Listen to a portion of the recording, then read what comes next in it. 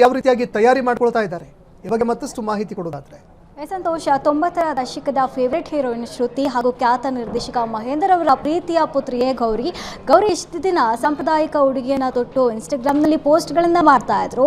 ಆದರೆ ಇದೀಗ ಏಕಾಏಕಿ ರೆಡ್ ಡ್ರೆಸ್ಸನ್ನು ತೊಟ್ಟು ಹಾಟ್ ಬೋಲ್ಡ್ ಆಗಿ ಫೋಟೋಶೂಟನ್ನು ಮಾಡಿಸಿದ್ದಾರೆ. ಇದೀಗ ಶ್ರುತಿ ಅವರ ಪುತ್ರಿ ಗೌರಿ ಕೂಡ ಚಿತ್ರರಂಗಕ್ಕೆ ಎಂಟ್ರಿಯನ್ನು ಕೊಡ್ತಾರಾ ಅನ್ನುವಂತಹ ಪ್ರಶ್ನೆ ಕೂಡ ಮೂಡಿರುವಂಥದ್ದು. ಯಾಕಪ್ಪ ಅಂತಂದರೆ ಈಗಾಗಲೇ ಖ್ಯಾತ ನಟರ ಹಾಗೂ ನಟಿಯರ ಪುತ್ರಿಯರು ಸ್ಟಾರ್ ಕಿಡ್ಸ್ಗಳು ಕೂಡ ಸಾಕಷ್ಟು ಚಿತ್ರಗಳನ್ನು ಮಾಡ್ತಾ ಇದ್ದಾರೆ. ಅದೇ ರೀತಿ ಶ್ರುತಿ ಅವರ ಪುತ್ರಿ ಗೌರಿಯು ಕೂಡ ಯಾವುದಾದ್ರೂ ಸಿನಿಮಾ ತಯಾರಿಯನ್ನ ಮಾಡ್ತಾ ಇದ್ದಾರಾ, ಹಾಗಾಗಿ ಫೋಟೋಶೂಟನ್ನ ಮಾಡಿಸಿದ್ದಾರಾ ಅನ್ನೋಂತಹ ಪ್ರಶ್ನೆ. ಒಂದು ಕಡೆ ಏನಪ್ಪಾ ಅಂತಂದ್ರೆ ಹೊಸದೇನಲ್ಲ, ಶ್ರುತಿ ಹಾಗೂ ಮಹೇಂದ್ರ ಅವರ ಜೋಡಿ. ಶ್ರುತಿ ಕೂಡ ಶ್ರುತಿ ಅನ್ನುವಂತಹ ಚಿತ್ರದ ಮೂಲಕ ಪಾದಾರ್ಪಣೆಯನ್ನ ಮಾಡಿದ್ರು ಚಿತ್ರರಂಗಕ್ಕೆ.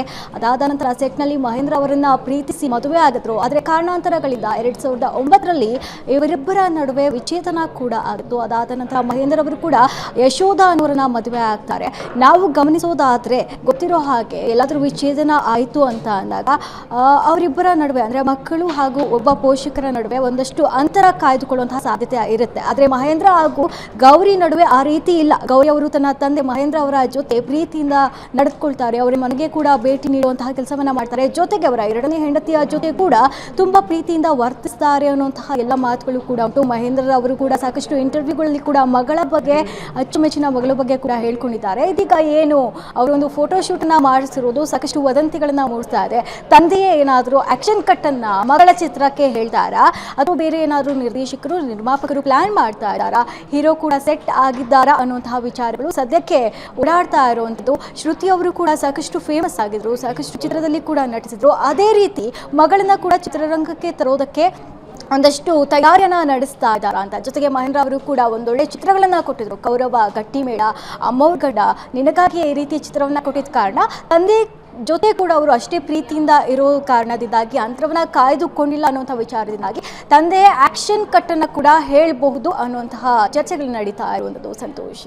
ಈಗ ಮತ್ತೊಂದೆಡೆ ನಾವು ಈಗಾಗಲೇ ನೋಡಿದ್ದೀವಿ, ನೋಡಿ ಅನೇಕ ಸ್ಟಾರ್ ನಟ ನಟಿಯರ ಮಕ್ಕಳು ಸ್ಯಾಂಡಲ್ವುಡ್ಗೂ ಬಂದರು, ಬಾಲಿವುಡ್ಡಲ್ಲೂ ಕೂಡ ಬಹಳಷ್ಟು ಜನರನ್ನ ನೋಡಿದ್ದೀವಿ. ಯಾವ ರೀತಿಯಾಗಿ ಬಂದರು, ಅದೇ ಎಷ್ಟು ವೇಗವಾಗಿ ಬಂದರು ಅಷ್ಟೇ ವೇಗವಾಗಿ ತೆರೆಮರೆಗೂ ಕೂಡ ಹೋದರು. ಹೀಗಾಗಿ ಸ್ವಲ್ಪ ಎಚ್ಚರಿಕೆಯಿಂದ ಸ್ಯಾಂಡಲ್ವುಡ್ಗೆ ಏನಾದರೂ ಎಂಟ್ರಿ ಕೊಡೋ ಸಾಧ್ಯತೆಗಳಿದೆಯಾ? ಅದೇ ಕಾರಣಕ್ಕೋಸ್ಕರ ಸಾಕಷ್ಟು ತಯಾರಿ ಮಾಡಿಕೊಂಡು ರಿಹರ್ಸಲ್ ಮಾಡಿಕೊಂಡು ಸ್ಯಾಂಡಲ್ವುಡ್ಗೆ ಬರಬೇಕು ಅಂತ ಏನಾದರೂ ಪ್ಲಾನ್ ಮಾಡ್ಕೊಂಡಿದ್ದೀರಾ ಅಂತ? ಸಂತೋಷ. ಉದಾಹರಣೆಗಳನ್ನ ನೋಡೋದಾದ್ರೆ ಏನಪ್ಪಾ ಅಂದ್ರೆ ಬಾಲಶ್ರೀ ಅವರ ಪುತ್ರಿ ಆರಾಧನಾ ಕೂಡ ಕಾಟೇರ ಅನ್ನುವಂತಹ ಚಿತ್ರದ ಮೂಲಕ ಪಾದಾರ್ಪಣೆಯನ್ನ ಮಾಡಿದ್ರು. ಆ ಚಿತ್ರ ಹಿಟ್ ಆಗಿತ್ತು. ಅದಾದ ನಂತರ ಯಾವ ಸಿನಿಮಾಗಳಲ್ಲೂ ಕೂಡ ಆಕ್ಟ್ ಮಾಡಲಿಲ್ಲ.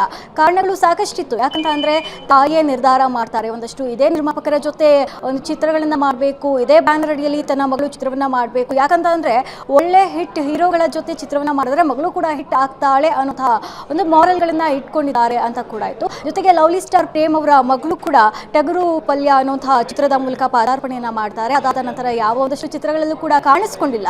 ಕೇವಲ ಸ್ಟಾರ್ ನಟರ ಪುತ್ರ ಹಾಗೂ ಪುತ್ರಿಯರು ಒಂದೇ ಚಿತ್ರಕ್ಕೆ ಸೀಮಿತವಾಗಿಬಿಡ್ತಾರಾ? ಇನ್ನು ಕೂಡ ಇವರು ಕೂಡ ಹಾಗ ಆಗತ್ತಾ ಅನ್ನುವಂಥ ಪ್ರಶ್ನೆ. ಯಾಕಂದ್ರೆ ಈಗಾಗ ತಯಾರಿಯನ್ನ ನಡೆಸ್ಕೊಂಡಿದ್ದಾರೋ ಏನೂ ಕೂಡ ಹೇಳ್ಕೊಂಡಿಲ್ಲ. ಈ ಮುಂಚೆ ಕೂಡ ಶ್ರುತಿ ಅವರ ಪುತ್ರಿ ಗೌರಿ ಅವರು ಹೇಳ್ಕೊಂಡಿದ್ದ ಪ್ರಕಾರ ನಾನು IAS ಅಧಿಕಾರಿ ಆಗಬೇಕು, ನನಗೇನು ಇಂಡಸ್ಟ್ರಿಗೆ ಬರುವಂತಹ ಇಂಟ್ರೆಸ್ಟ್ ಇಲ್ಲ ಅನ್ನೋಂತಹ ಮಾತುಗಳನ್ನ ಹೇಳ್ಕೊಂಡಿದ್ರು. ಜೊತೆಗೆ ಒಂದಷ್ಟು ಹಾಡುಗಳನ್ನ ಹಾಡೋ ಮುಖಾಂತರ ಸೋಷಿಯಲ್ ಮೀಡಿಯಾದಲ್ಲಿ ಹಂಚ್ಕೋತಾ ಇದ್ರು ಹೊರತು ಈ ರೀತಿಯಾದಂತಹ ಬೋಲ್ಡ್ ಫೋಟೋಶೂಟ್ ಅನ್ನ ಕೂಡ ಮಾಡಿರಲಿಲ್ಲ. ಈಗ ಬೋಲ್ಡ್ ಫೋಟೋಶೂಟ್ ಅನ್ನ ಹಂಚ್ಕೊಂಡಿರೋ ಕಾರಣದಿಂದಾಗಿ ಇವರು ಕೂಡ ಎಲ್ಲೋ ಒಂದ್ ಕಡೆ ಫಿಲಂ ಇಂಡಸ್ಟ್ರಿಗೆ ಪದಾರ್ಪಣೆಯನ್ನ ಮಾಡ್ತಾ ಇದ್ದಾರೆ. ಏನೋ ಯಾವ ನಟರ ಜೊತೆ ಮಾಡ್ತಾ ಇದ್ದಾರೆ, ಯಾರ ನಿರ್ಮಾಪಕರ ಆಕ್ಷನ್ ಕಟ್ ಹೇಳ್ತಾರೆ, ಯಾರು ನಿರ್ದೇಶಕರಿದ್ದಾರೆ, ಯಾವ ಮಾಹಿತಿ ಕೂಡ ಹೊರಬಿದ್ದಿಲ್ಲ.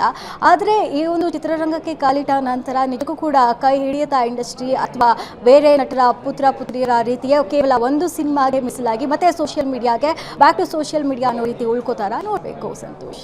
ಧನ್ಯವಾದಗಳು ರಮ್ಯಾ ನಿಮ್ಮೆಲ್ಲ ಮಾಹಿತಿಗೆ.